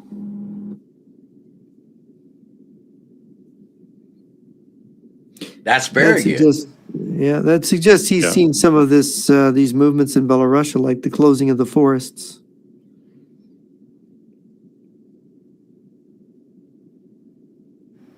Let's see. Do you think the U.S. and NATO won't simply sign a new agreement and guarantee Ukraine will not be part of NATO? Isn't that the reason Putin started the war to begin with? No, that is not why Putin started the war.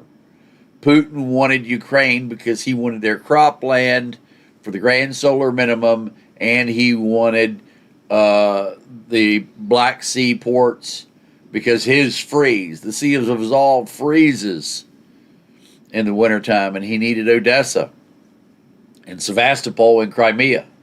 This invasion had absolutely, positively, 100% nothing, I repeat, nothing to do with NATO.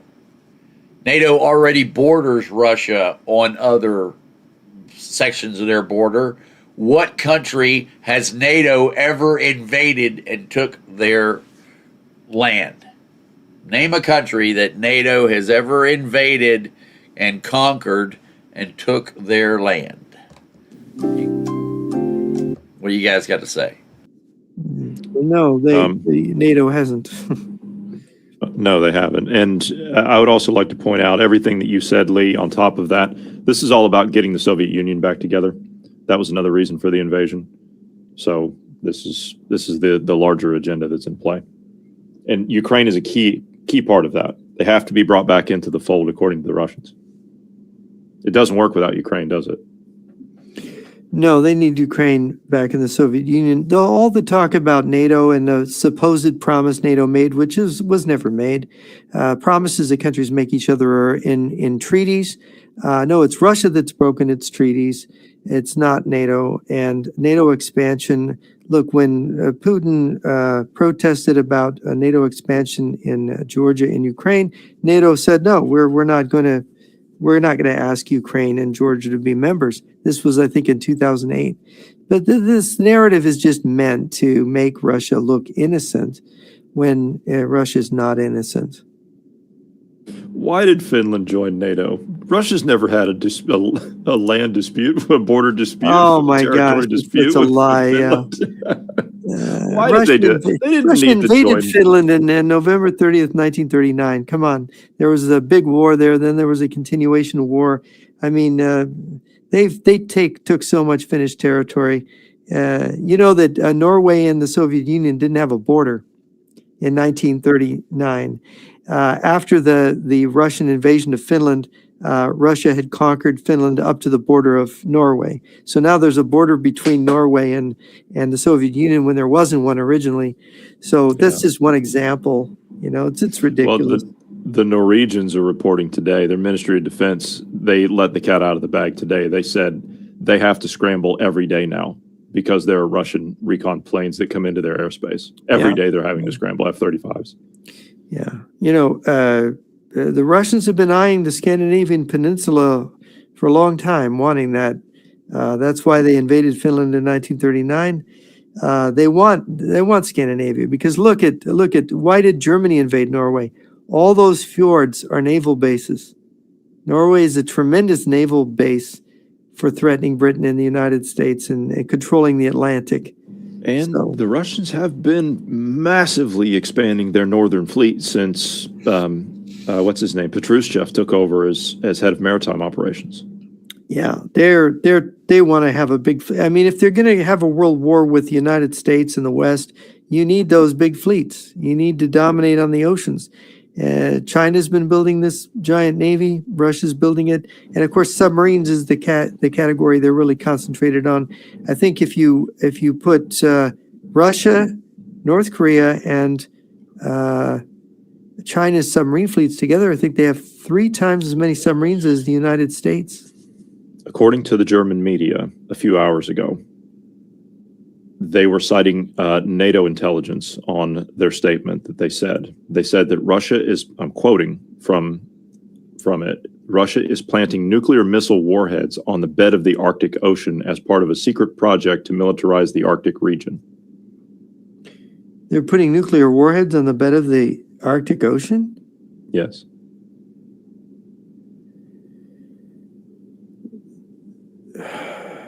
And that would be to detonate, to destroy submarines going through the area?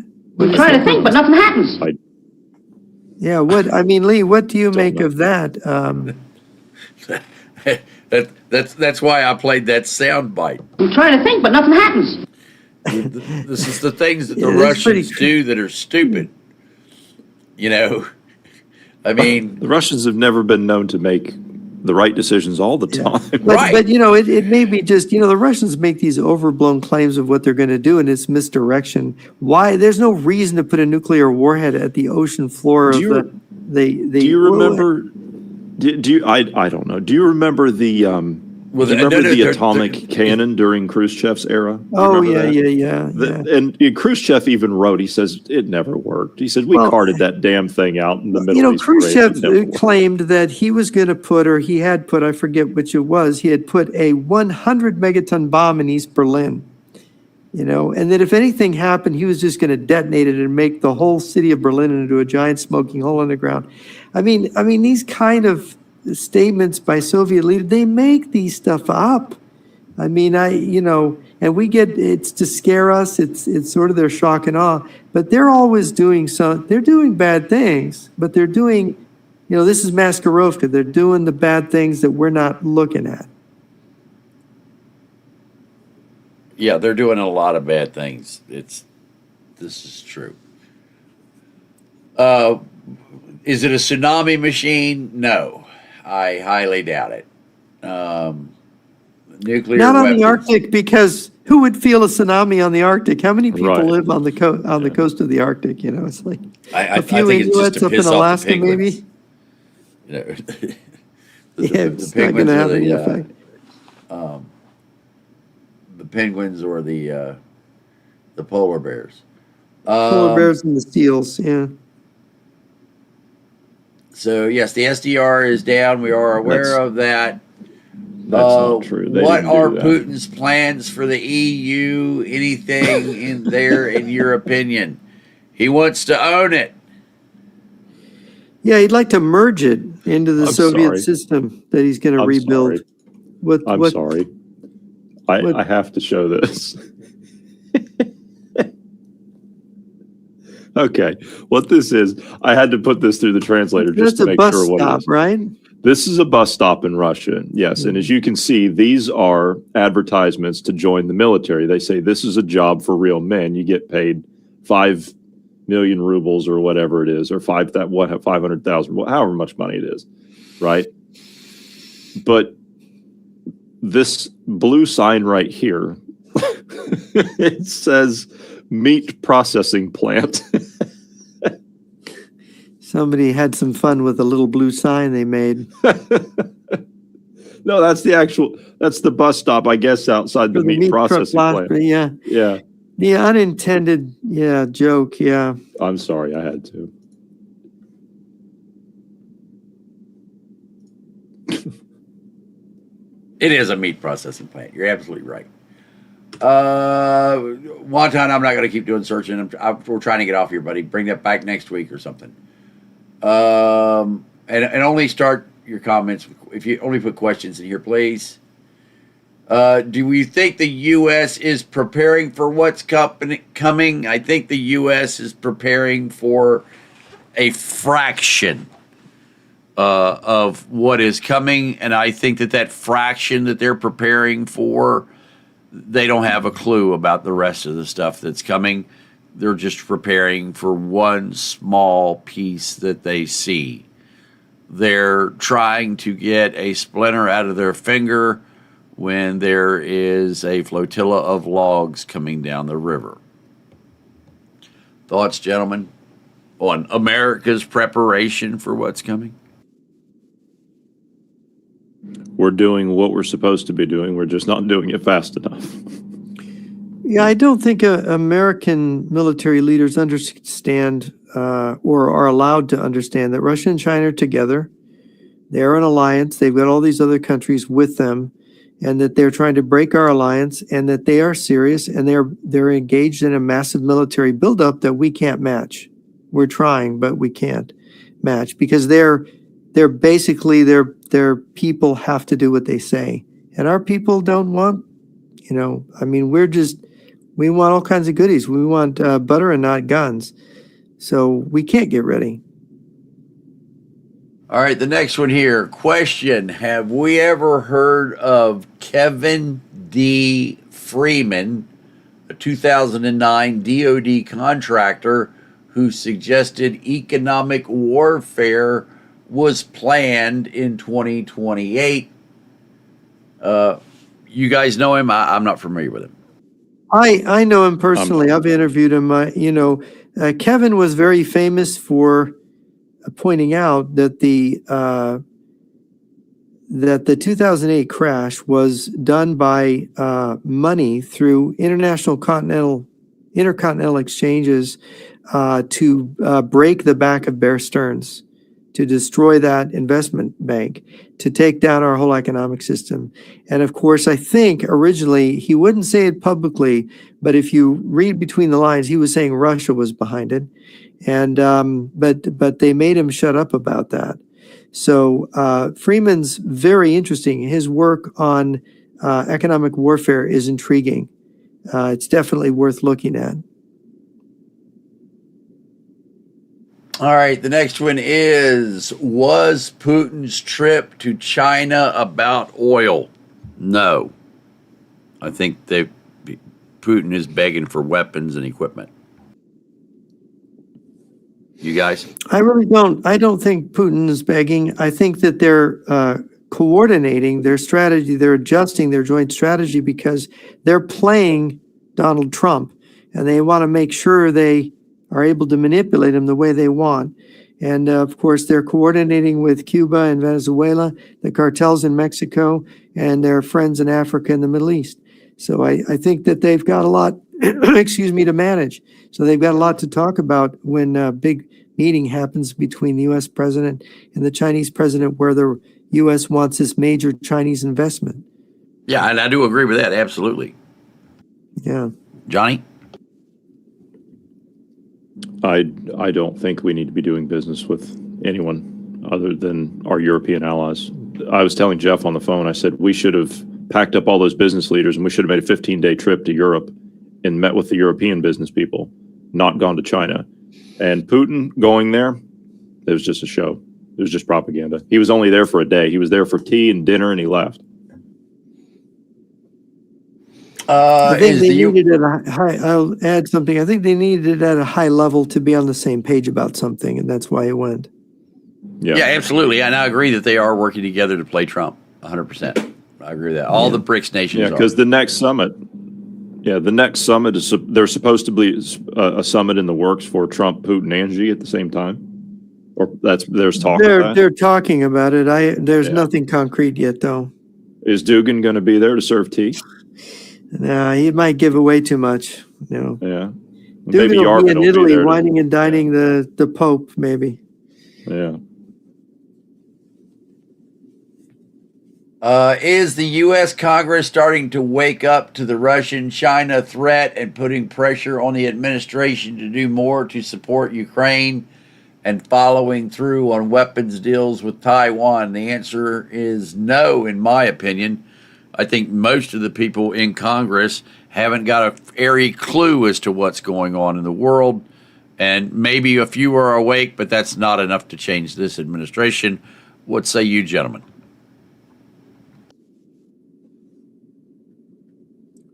Well, what I would say, you just had these primaries where Trump went after people, Republicans who were against him, and got them to lose their primaries. So got them to lose. This is his promise to Republican senators and congressmen. If you don't follow my dictate, you will lose your seat. And I think he enforced that. He showed he could do that. And that means that, and I think that behind the scenes, and this is what I understand, they know that Trump does not support Ukraine. He does not want to be in alliance with Europe if he doesn't have to. And if you are vocal about that, too vocal about Ukraine, too vocal about tilting towards Europe, you're going to get primaried. So you just keep your mouth shut, make sure you are on the same page with the administration every step of the way. So I think a lot of these Republicans are no longer able to be as independent. I think in the Senate, I actually heard, and to all of that point, I do see kind of some pushback in the Senate. We've seen some in the Senate. That's kind of been like a stopgap to this. Because the senators are in for 6 years, and their re-elections are fewer and far between, other than every 2 years for a congressman. Yes, that's right. Right, and this idea that Trump is now talking about pulling our troops out of Europe. So what the Senate is now proposing, and I don't know if it's going to get traction or not. I hope it does. But what they are proposing is that they defund the ability for the administration to move troops. So without taking any action, they're actually taking action, if that makes sense. So they're removing the transport fees. So if that makes sense. So we won't be able to pay for it. They're just removing it from the budget. So you won't be able to, there will be no money to actually move anyone. So they'll be stuck where they are. Interesting. Yeah. So, I mean, it's creative. I never would have thought of that, but that's interesting. Yeah, you have enough Republicans in the Senate to combine with the Democrats to basically overrule Trump in many cases. So Trump does have to be concerned about the Republicans in the Senate, especially since when he is going to be impeached, they're the ones that are going to be voting on his guilt or innocence in the trial. And if he starts knocking them around before the midterms, they're going to remember that come trial time. If he's impeached. Well, remember, only about a third of the senators go up for re-election at any time. Yeah. I don't know what the number's on. I know a number of Republicans aren't, re-upping. But we'll see. Trump's strength, Trump has reinforced his strength within the party. So that's an interesting development. Wasn't so sure. I mean, revolt is coming against Trump within the Republican Party. It's just a matter of when things begin to really go south. It would be after the midterms, is my guess.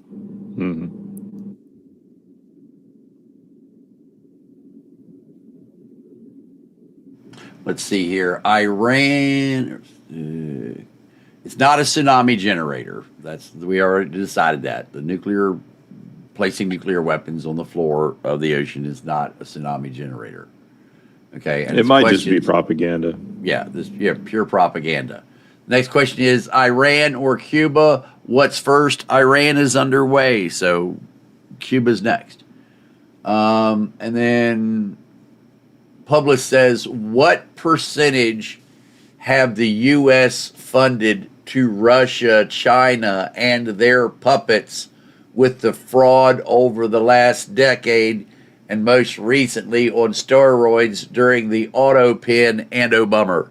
I'm not even going to try to answer that. That's just a quagmire of bullshit from previous administrations. That's not what this show is about. I'm not even going to go into that. The next one is also, this is a question for Johnny, and I'm going to tell you right now, this is not a Bitcoin show or a financial advice show, so please stop asking questions about that. What percentage where is it? Question for Johnny. Bitcoin to protect from hyperinflation. There are only 21 million, not like gold, that we can always mine more. Your thoughts, Johnny? Because I'm going to tell you one thing. Yeah, I'm going to. This is not a cryptocurrency show, and I'm going to tell you one thing that I was told by a lawyer, and they said, "Stay away from cryptocurrencies because if you do not, you are just asking for trouble." And by the way, I'd just say from a historical perspective, crypto is never going to be money, real money, in the sense that gold is. Gold and silver are your real money. They've held their value for thousands of years. Nothing else compares to them. Hear, hear. Let's see. Did they ever find out how that ammo plant in Tennessee blew up? Something back yet? It was an accident. It's how the ammo plant blew up. There you go. Absolutely gold and silver. All right, that's it for the questions. I want to thank you, gentlemen, for being here today. And also want to thank you guys for being here today. Hit that thumbs up. Share us out. We greatly appreciate it. Jeff and Johnny, you guys got any final comments here before we end out this 2 hour and 6 minute broadcast? No, it's been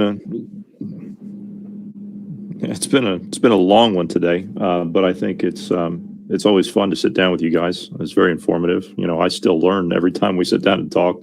But thanks everybody for watching. If you'd like to check out the podcast that I'm on, that Lee's on, Jeff and Jimmy and Trevor and all the rest of them, you can look for Dynamic Independence on all of your podcasting platforms, whatever that is: Apple, Spotify, Google, Pandora, Amazon Alexa, all that.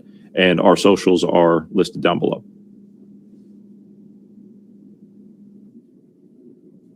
All right, so that's going to do it for us today, folks. Thanks for being here, and we will see you on the next one.